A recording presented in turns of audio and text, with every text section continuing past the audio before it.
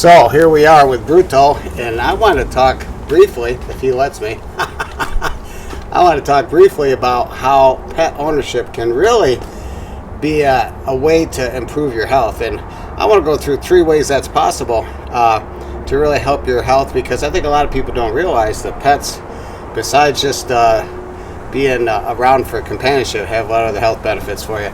Number one, what they found, studies have shown, is that when it comes to stress and anxiety disorders, that pet ownership really could help alleviate some of the symptoms of that, because you get a release of serotonin and it does a reduction in cortisol. And he wants to chase that car right there.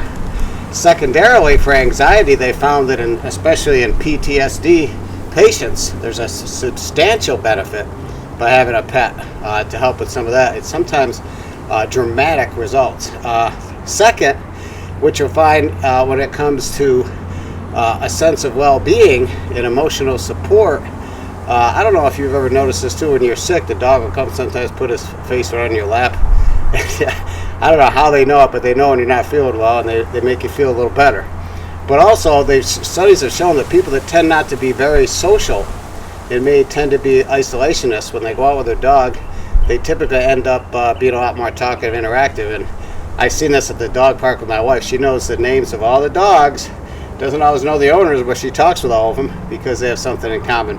Huge icebreaker is pets. And the last thing, I think, is something we've done other videos on, and that is physical activity. This little pup has to go out at least once a day for a 30-minute poop walk. And every time he does that, I get a little bit of exercise myself. Not much, but it all adds up, doesn't it? So 3 things that help. There's so many other things that we could talk about, but those are the 3 major ones. Here's some downsides. If you live in you got to think about if pet ownership is right for you for a couple things. Number one, cost-wise, it isn't cost neutral. There's dog food and all that, but there's also the vet bills that can add up. So if you're in a financial constraint, it's probably not a good time for a dog. But secondarily, also, if you're in an apartment, maybe it's not going to be a large dog. You might want to think about a smaller one. So that's another consideration. And allergies, I don't know. Talk to your doctor. Studies have shown sometimes it might not be as bad as we think, especially if you practice some good housekeeping. But that's a factor too. But typically, long term, people with dogs tend to do better with allergies than cats. Interesting, isn't it? My wife is deathly allergic, so cats are out. So we had to settle for Bruto.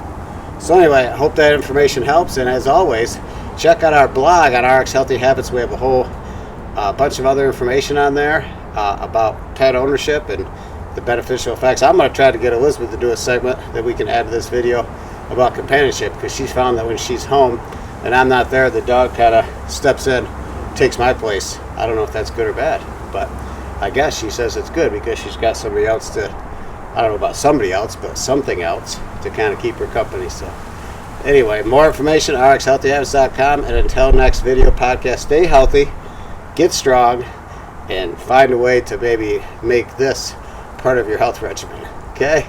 Take care.